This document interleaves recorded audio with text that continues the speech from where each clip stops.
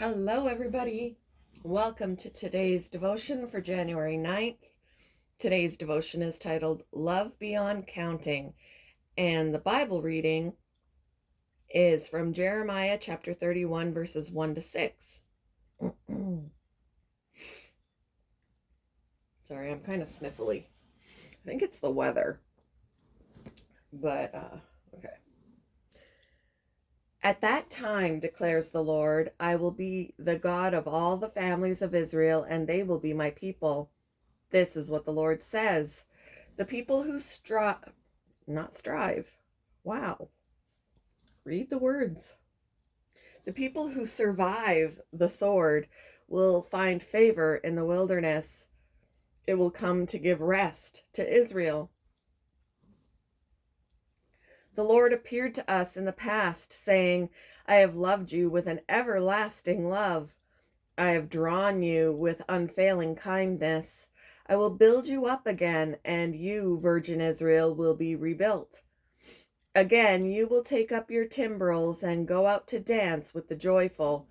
Again, you will plant vineyards on the hills of Samaria.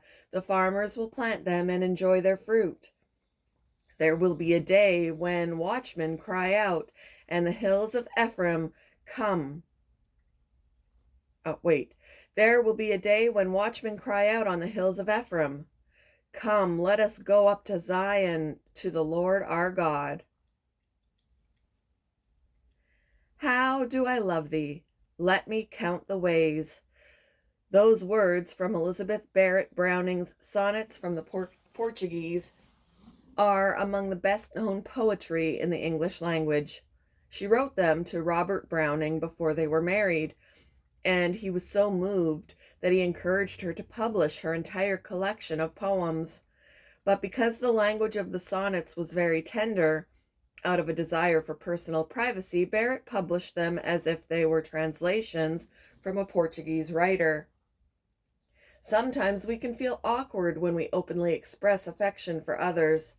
But the Bible, by contrast, doesn't hold back on its presentation of God's love. Jeremiah recounted God's affection for his people with these tender words. I have loved you with an everlasting love.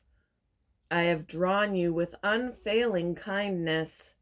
Even though his people have turned from him, God promised to restore them and personally draw them near. I will come to give rest to Israel, he told them. Jesus is the ultimate expression of God's restorative love, giving peace and rest to any who turn to him. From the manger to the cross to the empty tomb, he's the personification of God's desire to call a wayward world to himself. Read the Bible cover to cover, and you'll count the ways of God's love over and over. But eternal as they are, you'll never come to their end. What are some of the ways God has loved you? How can you return his love today? Thank you for joining me for today's devotion, and I hope you all have a wonderful day.